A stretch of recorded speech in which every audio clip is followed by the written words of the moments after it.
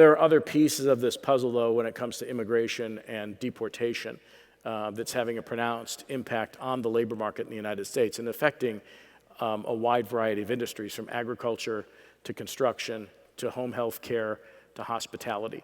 And in fact, there have been plenty of stories suggesting now that farmers are having difficulty harvesting their crops, and some of those crops are going to go to waste.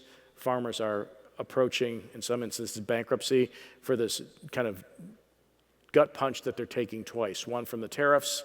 China has not bought a single soybean from the United States so far this year.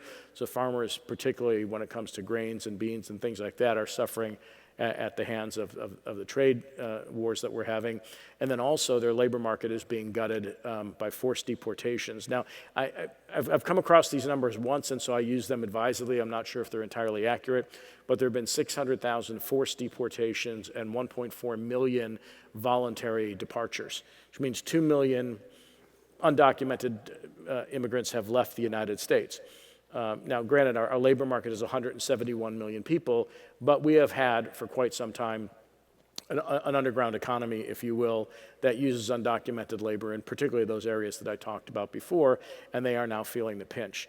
And one of the strange things about this is that as the labor force shrinks and the demand for labor shrinks at the same time, it's very hard to get a read on whether or not the labor market is healthy, because if you have both the supply and demand for labor coming down, it takes fewer jobs to hold the unemployment rate steady.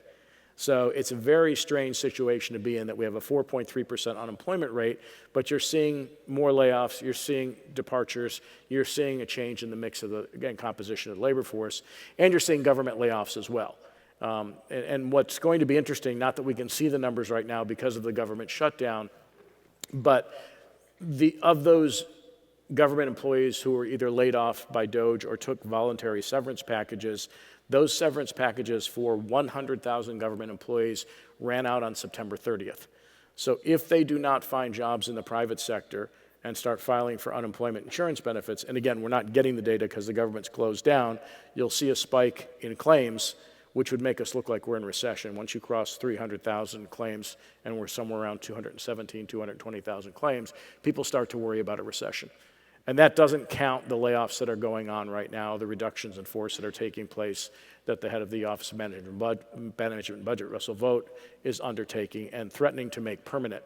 So if we were to lose several 100,000 more government employees, that would put a pretty big dent not only in the labor markets, but could precipitate a recession.